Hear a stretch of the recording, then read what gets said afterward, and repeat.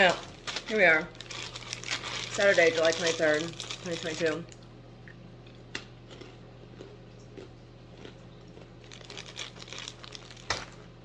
I'm Larissa.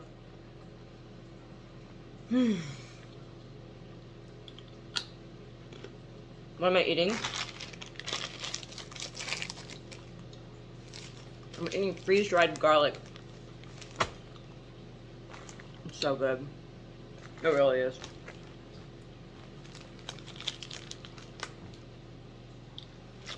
I shouldn't eat too much of it though, because it'll make me stink. But it is delicious. It really is.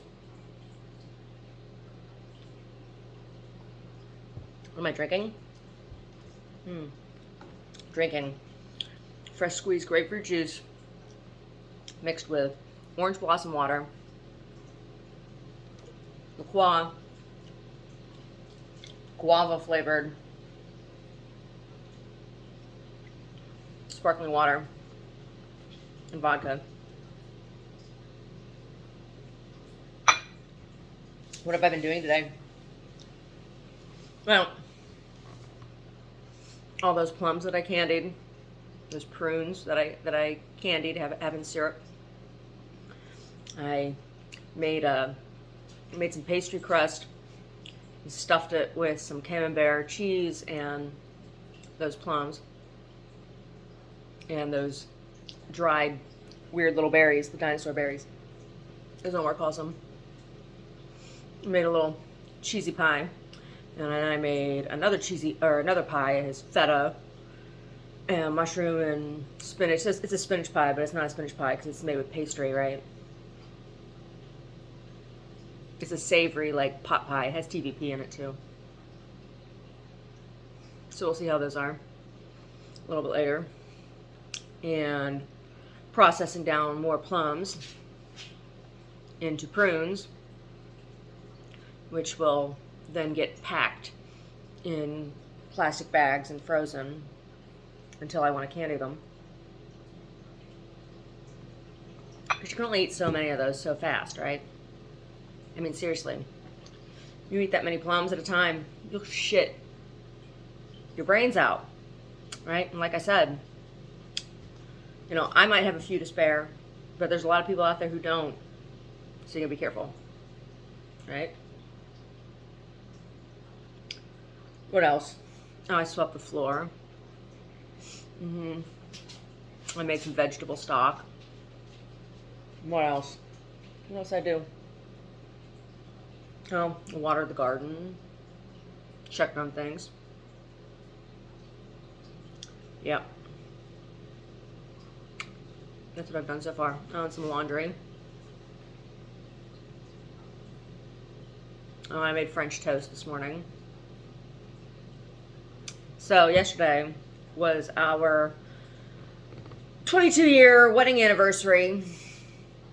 Whoop-de-fucking-do, right? Whoop-de-do. And we went out and had a dinner, like, you know, it wasn't bad.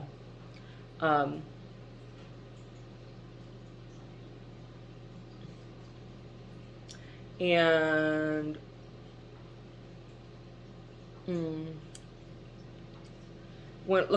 walked around and looked at some art. It's so gross what's in galleries, like all of them. Like even the one gallery, I told them, and I said, "Oh, you have the best landscapes in, you know, in town." They were the best landscapes. She did have the best selection, as far as I was concerned.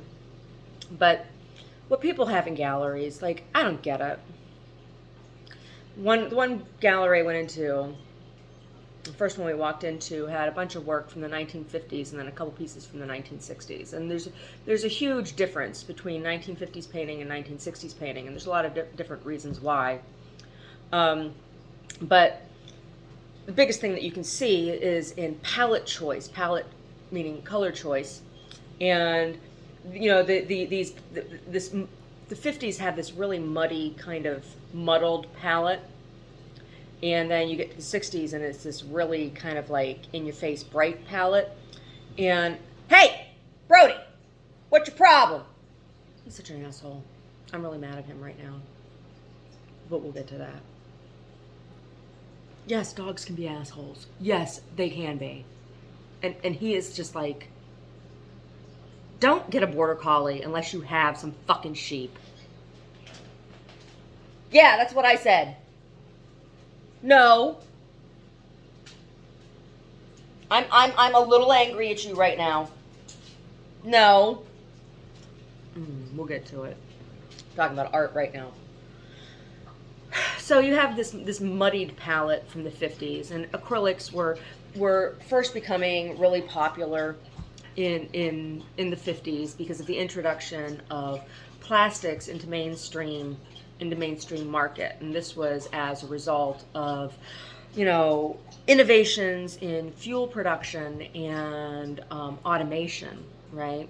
And the use of byproducts, and this use of petroleum byproduct, or byproduct in general, was something that was born out of World War II, right? A lot of the Nazi testing was about trying to utilize byproduct or waste product, like even in medications. So Thorazine was a byproduct of another genesis of drug that they were testing on people, right?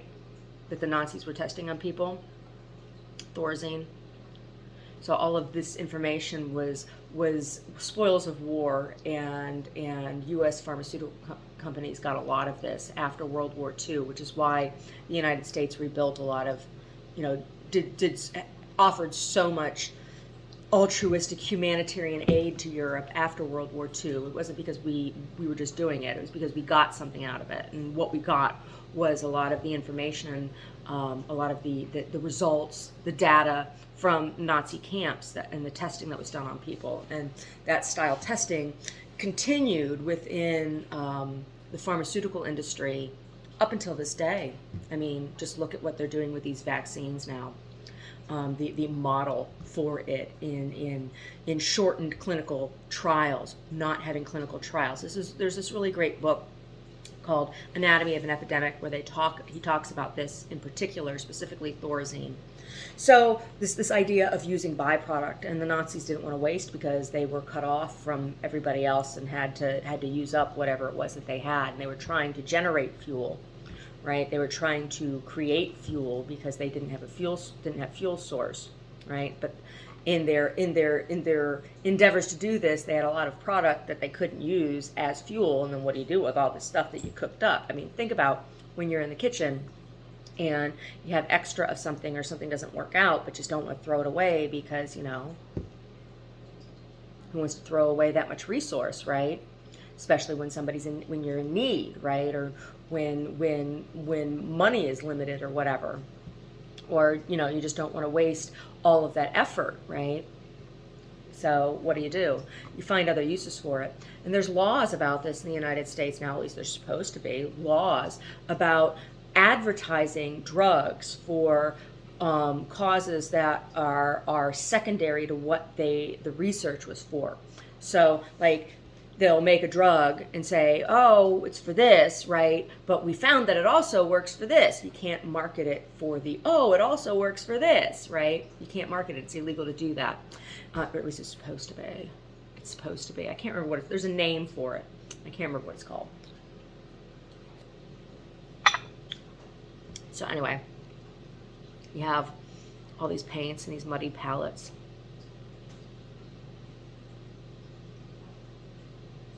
Right, because everybody came back on the GI Bill and started painting because they said it was good therapy, right? A lot of World War II painters, the Abex painters. This is a guy talking about, one of the galleries I was in there talking about Abex. I'm like, that is not an Abex fucking painting. I have met actual Abex painters, right? I've met actual Abex painters. It was a very specific and very small genre. But a lot of guys coming back after World War II did painting as a therapeutic practice, right? So you see a lot of these really, really muddy, dirty palettes. It looks like, what the water looks like when you wash out your brush in watercolor over and over and over again, and you get that green, gray, purpley, brown water. And that's kind of like it's like the tone in all of these 50s paintings, these really kind of like, and there's a lot of it, because there were a lot of GIs, right? There were a lot of GIs that came home and did that. And then you have the 60s come around, right? The 60s come around, and you've had the introduction of plastics into mainstream products. You've had the introduction of Crisco into cooking, and you're starting to see, plastic as an everyday material being marketed as a wonder material, a building material, all this stuff, and they've introduced polymer now into paint. I mean, the polymer has given paint structure, right? You can build with the paint. The paint's thick, and the plastic it's like gooey and chewy, and it's heavy, and it's more light fast, right? The colors are really, really bright because they're synthetic. You're no longer using natural pigments suspended in natural materials such as oil, right? Instead, you have this plastic paint. And so it's interesting to see that the 50s paintings next to the 60s paintings. I really, really hate salon style hanging. I think it's trashy looking. I have things in my home that are hung salon style, and I don't like it. It makes me crazy because that isn't, like, you can't look at the painting.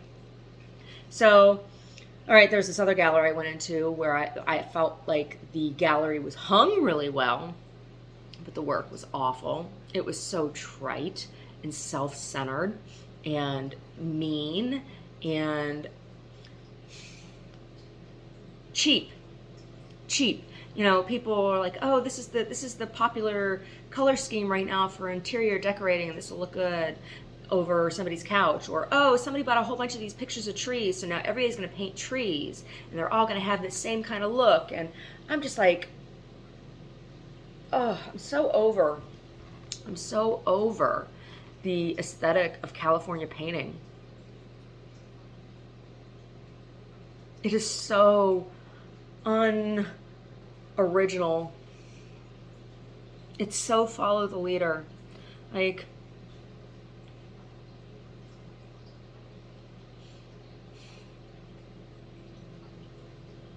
you get one or two people who buy paintings, right? And then everybody's like, oh, that's what people are buying, so let's paint that. Let's all do it just like that. And it's such a California mentality. It really is. I shouldn't say California. It's a West Coast mentality. It's homogenized, and it's so disappointing. It's so disappointing. And the few people that do have good technique and palette mastery, are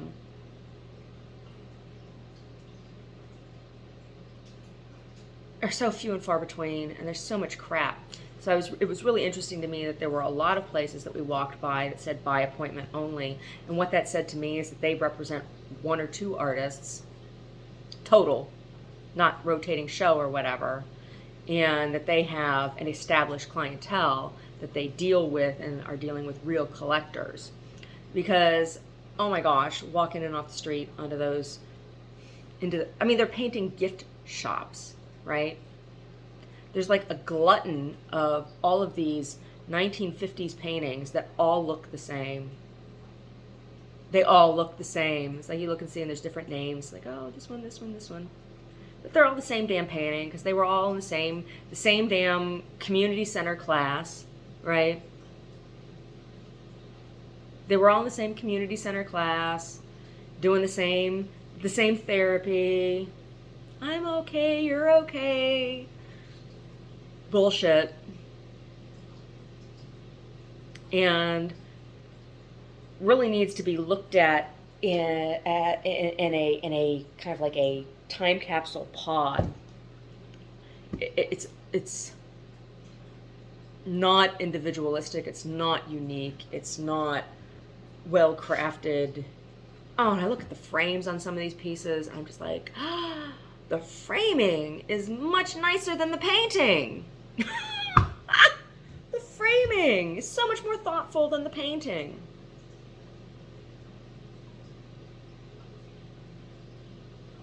But what do people buy? Like, I don't even know. They want something to hang above their couch.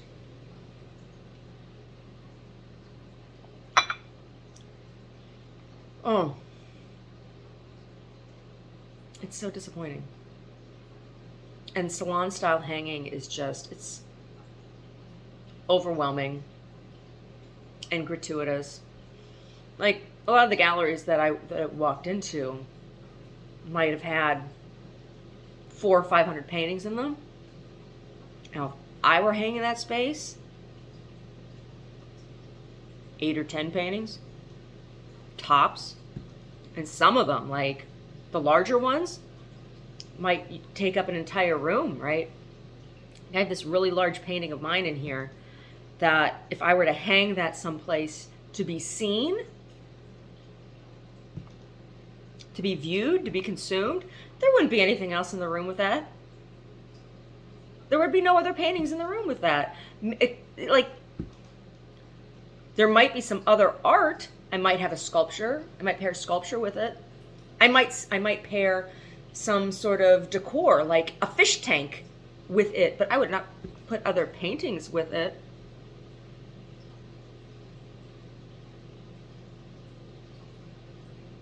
I don't know. In my opinion, the way art is treated by gallery here on the West Coast is extremely disrespectful to art and artists. And there are a couple galleries, that are specific to one artist. It's owned by the artist. It's the Artist Gallery. And those I have less problem with. And the reason being is that that's their work in their space on their dime, right? Like, even if I don't like the work, I can respect that effort. But I'll tell you, gallery style or salon style hanging, ugh. It's kind of the way that West Coast treats relationship and marriage, right? Disposable or lots of kind of thing.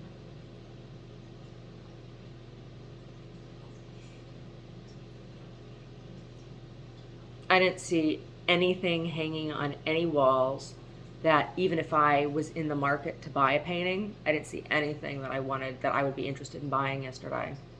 Nothing. There's an exception of, there was one print I saw. No, I didn't go into every damn gallery. We went into, like, I don't know, maybe 5 galleries, right? Painting galleries I'm talking about.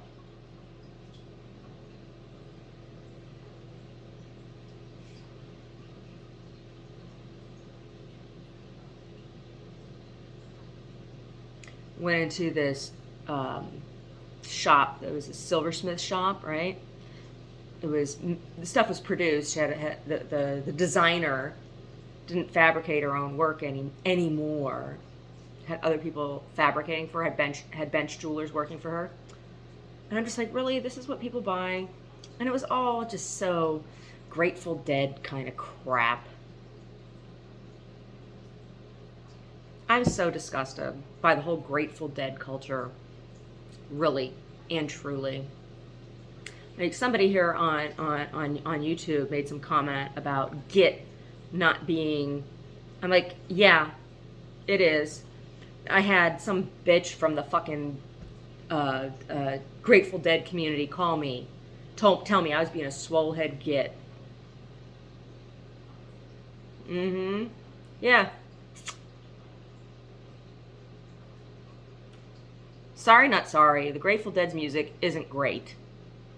And the culture of people that I have met surrounding the Grateful Dead have been some of the most obnoxious people I've ever met. And I don't have any positive kind of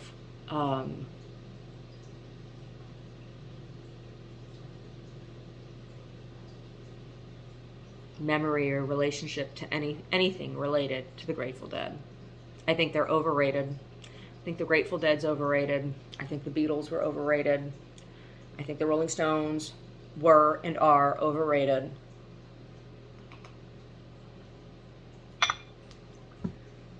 And I'm really, really sick of the California painting aesthetic. I'm tired of seeing paintings of David Bowie. Tired of seeing portraits of pop stars' faces. Sick of it. You know, Andy Warhol did that shit as kind of like a mean joke, right?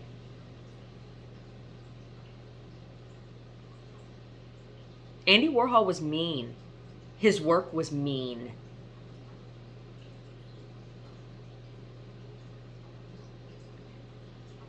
And it's been emulated.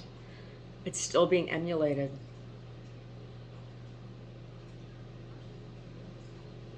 No.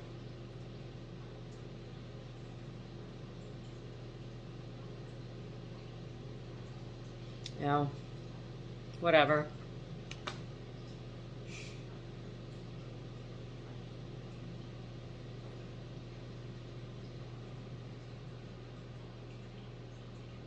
Oh.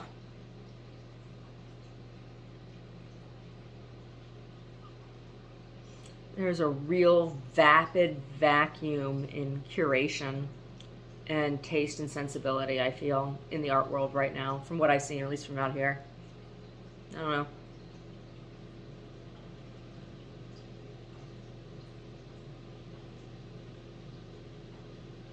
Really disappointing.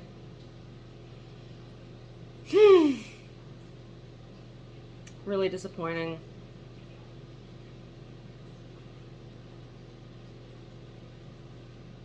Anyway.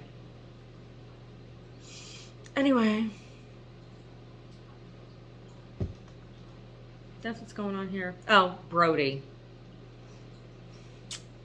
Brushed him this morning.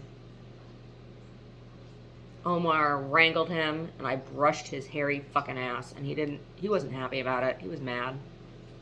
He was real mad. He doesn't like being brushed, and I don't understand. Like, every other dog I've ever known loves getting brushes.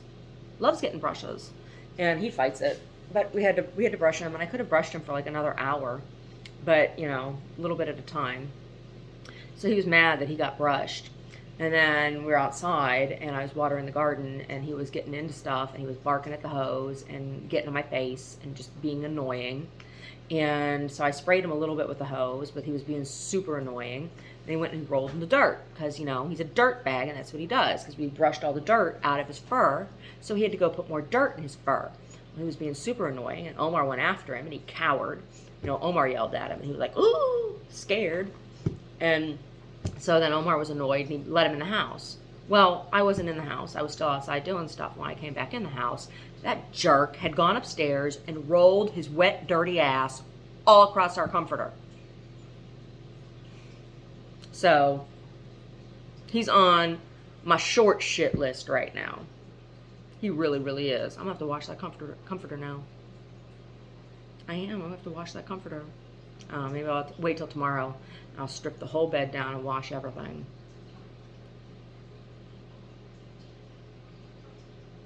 He really knows how to work my nerve. He does. Brody is really good at being an asshole. Really, really good at it. Don't get a border collie unless you got a job for it to do and you can let it sleep outside. Don't let that animal sleep in your house. It is not a house pet. It is a working animal and it belongs in the barn. Totally.